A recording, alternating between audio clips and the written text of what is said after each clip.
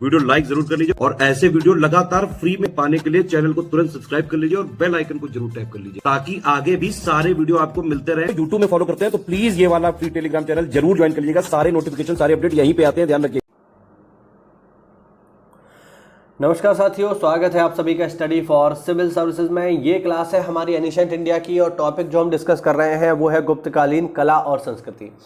कला संस्कृति में साथियों हमने इससे पहले की क्लास में गुप्तकालीन चित्रकला और गुप्तकालीन स्थापत्य कला, बेसिकली गुप्तकालीन मंदिर, इनकी हमने चर्चा कर ली थी। ठीक है, आज हम बात करेंगे गुप्तकालीन साहित्य की, इनके लिटरेचर की। काफ़ी महत्वपूर्ण है गुप्तकाल इसके लिहाज से अगर हम देखें तो मैं आपको बता दूं गुप्तकाल में साहित्य के क्षेत्र में अभूतपूर्व वृद्धि हुई है। पुराणों का जो वर्तमान स्वरूप है उसकी अंतिम रचना गुप्तकाल में ही हुई है। गुप्तकाल में अनेकों स्मृतियां और सूत्रों पर भाष्य लिखे गए, है ना। जैसे रामायण और महाभारत को अंतिम रूप इसी समय में दिया गया है, तो ये बहुत पुराने, बट फाइनली इनको गुप्तकाल में ही संकलित किया गया। गुप्तकाल में बहुत सारे श्रेष्ठ कवि थे और उनमें से कुछ की यहाँ पर हम बात भी करेंगे। जैसे अगर हम देखें तो सबसे इंपॉर्टेंट नाम जो आता है गुप्तकाल में साहित्य के क्षेत्र में वो है कालिदास का। अब कालिदास तो कालिदास है भाई, कालिदास के बारे में तो क्या ही कहा जाए। कालिदास के जितने भी नाटक हैं वो मुख्यतः प्रेम प्रधान है और उनका अंत जो है बहुत अच्छे तरीके से दर्शाया गया है, यानी जो उनका एंड है वो हैप्पी एंडिंग है। आपने सब सुना होगा हैप्पी एंडिंग, उस तरीके से इनको दिखाया गया है।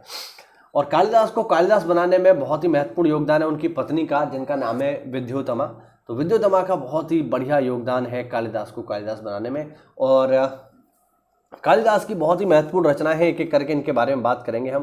सबसे पहले अगर हम देखें कालिदास के नाटक, तो कालिदास के नाटक काफ़ी महत्वपूर्ण है। और मैं आपको बता दूं कालिदास के जितने भी नाटक हैं उनमें उच्च सामाजिक स्तर के जो पात्र हैं वो संस्कृत बोलते हैं और निम्न स्तर के सामाजिक पात्र जो है वो प्राकृत भाषा बोलते हैं। यानी ध्यान रखना, कालिदास के नाटकों में जो उच्च वर्ग के लोग हैं वो संस्कृत यूज़ करते हैं और निम्न वर्ग के लोग जो है प्राकृत भाषा का इस्तेमाल करते हैं। महिलाएं भी प्राकृत भाषा का इस्तेमाल करती हैं।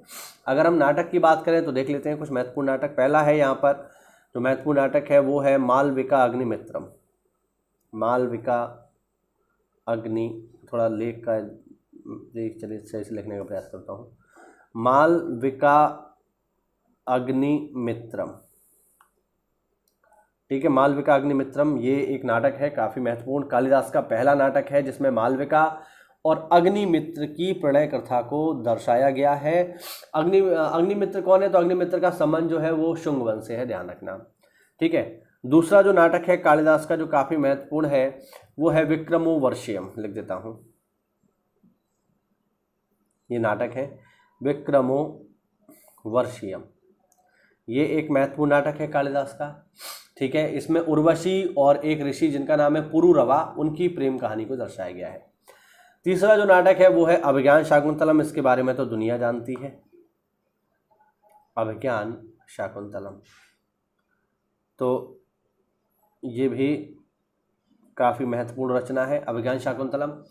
और ये कालिदास का सबसे बढ़िया नाटक है जिसमें दुष्यंत और शकुंतला की प्रेम कहानी को दर्शाया गया है। इवन जब हम आधुनिक भारत पढ़ रहे होंगे तो वहाँ पे एक संस्था देखने को मिलेगी, एशियाटिक सोसाइटी ऑफ बंगाल, और उसके जो संस्थापक है विलियम जोन्स, उन्होंने इसका अंग्रेजी में भी रूपांतरण किया है अभिज्ञान शाकुंतलम का। तो आप अंदाज़ा लगा लो कि कितना महत्वपूर्ण है।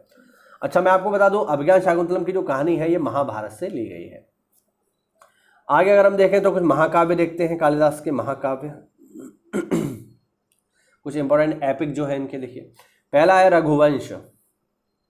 पहला जो महाकाव्य है इनका वो है रघुवंश, जिसमें भगवान राम तथा उनके पूर्वजों की कहानी का वर्णन है। दूसरा महाकाव्य है कुमार संभव। कुमार संभव ये दूसरा महाकाव्य है। ठीक है, और इसमें जो है कुमार संभव में कार्तिकेय की जन्म की कथा का उल्लेख है। और जहाँ तक मैं याद कर पा रहा हूँ कुमार संभव में ही पहली बार अर्धनारीश्वर की कल्पना की गई है। अर्धनारीश्वर भगवान शिव का रूप है जिसमें आधे शिव हैं और आधी पार्वती हैं, तो उसका पहली बार जो कल्पना है वो कुमार संभव में ही कालिदास के द्वारा की गई। ठीक है, और अगर हम रचनाएं देखें कालिदास की तो कालिदास की देखिए, कालिदास की जो अन्य रचनाएं हैं उसमें अब हम देखेंगे गीत काव्य या खंड काव्य। खंड काव्य में अगर हम देखें तो पहला नाम आता है मेघदूत का। खंड काव्य में पहला नाम किसका है? मेघदूत का है। इसमें यक्ष और उसकी जो प्रेमिका है उनका वियोग हो गया, उसको दर्शाया गया है। दूसरा नाम आता है ऋतु संहार का, ऋतु संहार। तो ये दोनों के दोनों खंड काव्य हैं, इसमें जो 6 ऋतुएं होती हैं उनको दर्शाया गया है। ठीक है, तो ये हुई कालिदास की प्रमुख रचनाएं। लेकिन कालिदास के अतिरिक्त और भी ऐसे महत्वपूर्ण व्यक्ति हैं जिनकी रचनाओं के बारे में एग्जाम में पूछा जाता है, उनको भी देख लो। ठीक है, तो अन्य लेखकों में अगर हम बात करें तो पहला है मृच्छकटिकम, ये एक रचना है मृच्छकटिकम। मृच्छकटिकम जो रचना है साथियों, ये है शूद्रक की, ध्यान रखना।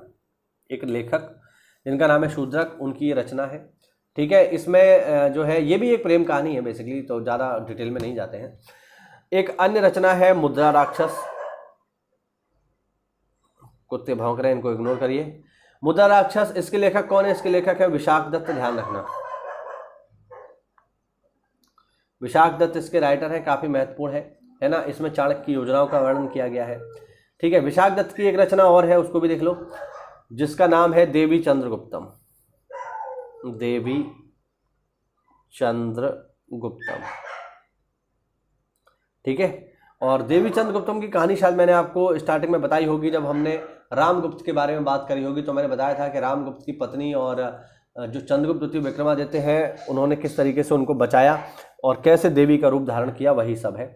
और देवी चंद्रगुप्तम के राइटर भी विशाख दत्त है, ध्यान रखना। ठीक है, तो ये काफ़ी इंपॉर्टेंट है। अच्छा, गुप्त काल में काफ़ी महत्वपूर्ण रचना की गई जो आपको पता होनी चाहिए, और उस रचना का नाम है पंचतंत्र। पंचतंत्र क्या है? ये सामाजिक कहानियां हैं जिनसे कुछ मोरल मैसेज देने की कोशिश की गई है, कुछ नैतिक शिक्षा, नैतिक ज्ञान देने की कोशिश की जाती है इन कहानियों के माध्यम से। और पेपर में इसके राइटर पूछता है, तो इसके राइटर है विष्णु शर्मा, ध्यान रखना, विष्णु शर्मा। तो पंचतंत्र के राइटर कौन है? विष्णु शर्मा। और मैं आपको बता दूं, पंचतंत्र इतना फेमस है कि दुनिया भर में 50 से अधिक भाषाओं में इसका अनुवाद हो चुका है। आपने भी इसकी कहानी को सुना होगा, आपने कहानी सुनी होगी जिसमें आपने देखा होगा कि एक लोमड़ी और एक कौवे की कहानी है, जिसमें लोमड़ी कौवे से कहती है कि तुम्हारा गाना बहुत अच्छा है, एक बार गाना गा के सुनाओ तो। और कौवे के मुंह में जो है, कौवे की चोंच में एक रोटी का टुकड़ा होता है, और वो कहानी आपने सुनी होगी, जब वो गाने के लिए मुंह खोलता है तो रोटी जो है लेके भाग जाती है लोमड़ी। तो वही सब जो है कहानियाँ इसमें देखने को मिलती हैं। ठीक है, अब कुछ और भी हैं जिनके बारे में आप सुन लीजिए। जैसे एक इम्पॉर्टेंट बुक है इसमें जिसका नाम है अमरकोश, अमरकोश के राइटर अमर सिंह है। ठीक है, फिर है चंद्र व्याकरण, चंद्र लिख देता हूँ यहाँ पे, चंद्र व्याकरण। ठीक है, चंद्र व्याकरण के जो राइटर हैं वो है चंद्र गोमिन। तो चंद्र गोमिन ये भी एक इम्पॉर्टेंट बुक है। ठीक है, और कामसूत्र के बारे में मैंने आपको बता ही दिया। ठीक है, पंचतंत्र हमने देख ही लिया। एक और देख लो इसमें, नीतिसार, एक अगली जो बुक है वो है नीतिसार। इसके राइटर हैं कामांधक, कामांधक लिख देता हूँ, गड़बड़ हो गया। इसके राइटर हैं कामांधक। ठीक है, तो ये भी एक इम्पॉर्टेंट बुक है। ठीक, और अगर हम देखें तो यही हैं कुछ इम्पोर्टेंट बुक्स जिनके बारे में आपको पता होना चाहिए। ठीक है, तो चलिए, ये हुआ साथियों आज का हमारा वीडियो। एक पार्ट इसका और आएगा और फिर ये जो है सारा का सारा जो इनका कला और साहित्य है वो समाप्त होगा। उम्मीद करता हूँ कि इस वीडियो में आपको महत्वपूर्ण जानकारी मिली होगी, कुछ इंटरेस्टिंग जानकारी मिली होगी। तो ऐसा है तो वीडियो को लाइक करिए, चैनल को सब्सक्राइब करिए। मिलते हैं अगली क्लास में, तब तक के लिए जय हिंद, जय भारत, वंदे मातरम।